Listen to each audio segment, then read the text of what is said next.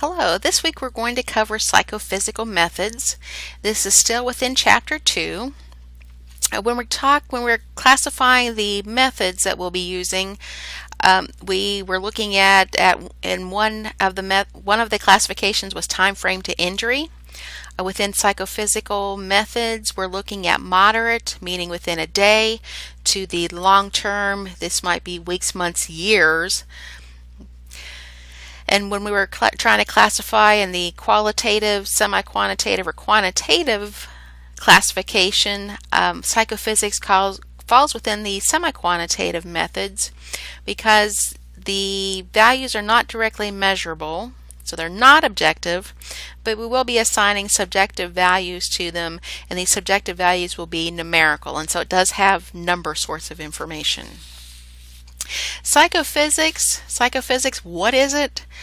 In psychophysics, workers determine the relationship between work factors and their perception of physical stress. We're looking at the effect of the task on their bodies. We're trying to find out what they perceive as the effect on their body. And so we could ask them questions or ask them to evaluate a task according to how hard do you think you're working? How hard do you think your job is? How hard is the seat on your chair? We could ask them, how heavy is the load? How heavy is the hand tool? How comfortable are your hands? How comfortable is your grip on the tool? How comfortable is the weight of the load? And so we would be asking them these sorts of questions and asking them to give us a rating or evaluate it weighted in some manner. These types of things we're unable to test them objectively.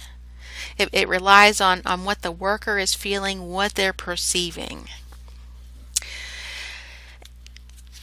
The workers themselves are using their own central nervous system to try to integrate information from on one side the musculoskeletal system, and they're looking at their working muscles and joints. And so if they were picking up a load and you want to know how they perceived its effect on their body, they would have been considering, well, my muscles are contracting this much, my muscles are working this hard, my joints are this stressed.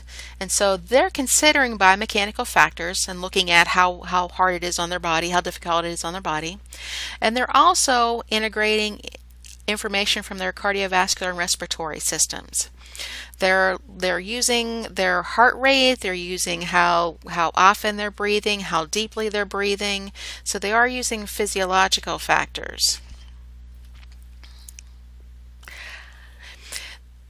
So considering those things, they're trying to integrate this into a subjective measure to perceive their own physical stress. And you might think subjective, people can lie to us, people can cheat the system.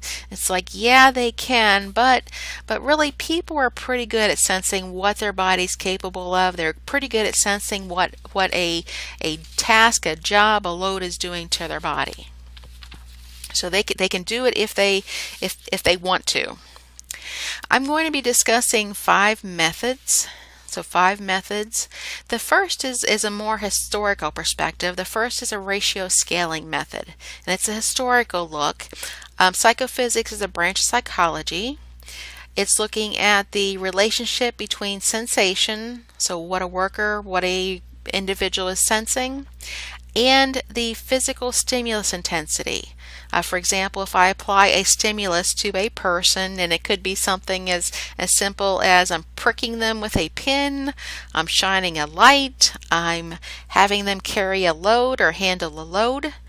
And so there is an intensity associated with this physical stimulus, this thing I'm applying to their body, and they're sensing according to their body's experience, they're sensing according to their experience. In the 1800s, there were a series of researchers that developed 3 laws, Weber, Fechner, and Stevens. They developed laws that tried to map this response between people and stimulus intensity. Their laws are down below.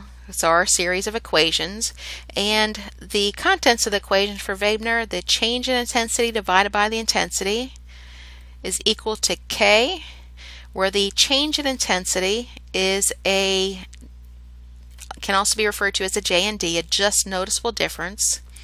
That is equal to K. K is your stimulus modality constant, and what you find is that K changes with stimulus modality. If using the light example, if I were to shine a light, take it away, shine a second light, and ask you, is it the same light or is it a different light? The change in intensity has to be large enough that you'd be able to sense it. And so the K, that's that stimulus modality constant, the K for brightness, is equal to 3%. And so I shine a light, I take it away, shine a second light. If that light is 3% brighter, 3% dimmer, you'd be able to say, yes, that's a different light. If it were only 2%, 1% difference, even though it could be measured, it is a different stimulus, you wouldn't be able to sense the difference. And so there's a difference between an actual measurement and objective measurement, what level of brightness is it, versus what your body can determine, what your eyes can determine. If we went with line lengths, and we did a little experiment back in my human factors class where you would show a person a line on a computer screen, take it away, show them a second line, and you would ask them, is it the same line or is it a different line? Well, those lines would have to vary by 7% in order for a human to be able to detect that there is a difference. Versus if you counted the pixels on the screen of a computer, you could measure the difference, but people might not be able to sense it. If we looked at weights,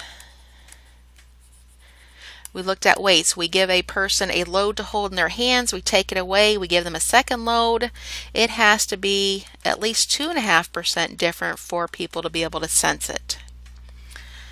And so if you gave a person a 50-pound box, you took it away, you gave them a 51-pound box, would they be able to tell that you gave them more weight the second time? According to Weber's calculation, the change in I is 51 minus 50, so it's equal to 1 divided by the original 50. That's equal to 0.02 or 2%. And you find that 2% is less than your 2.5% threshold, and so no, people aren't able to sense the difference between 50 and 51 pounds. Okay, it's just too small of a difference, they can't even tell. Okay, Fechner, he came along and he said, well, I can make this a little bit better. As I'm mapping out these responses, I can get a more accurate equation than what Weber did. My equation, well, let's make the intensity a log function. I can make it more accurate. Stevens came along and said, well, no, if we map it as a power function of the intensity, then that would be more accurate. And so each of these equations basically are following the same principles, but they're becoming more accurate. Well, in everyday life, the ratio scaling method is really not convenient for everyday use. If we're talking our basic sensations, our basic senses, the seeing, hearing, tasting, and so on, yes, ratio scaling method is useful, but not so much in the rest of everyday life. Where you yourself might have run across it is if you've had a vision test. You go in, your eye doctor has you read some lines, some letters on the wall. You settle on a pretty close to prescription, and then it gets to the point where he says, well, which lens is better, number 1 or number 2? And when he first starts that, it's pretty easy to see that number 2 is better, for example. And then he shows you another one, number 1 or number 2, number 3, number 4. And it keeps going through that, and then finally you get to which is better, number 5 or number 6. And to you, it's well, I see the same thing. There isn't much difference.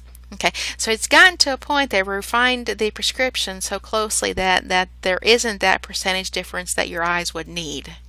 And so you've all experienced this ratio scaling method in everyday life. Okay, the next part of the lecture is going to move on to a couple more relevant to ergonomics everyday examples.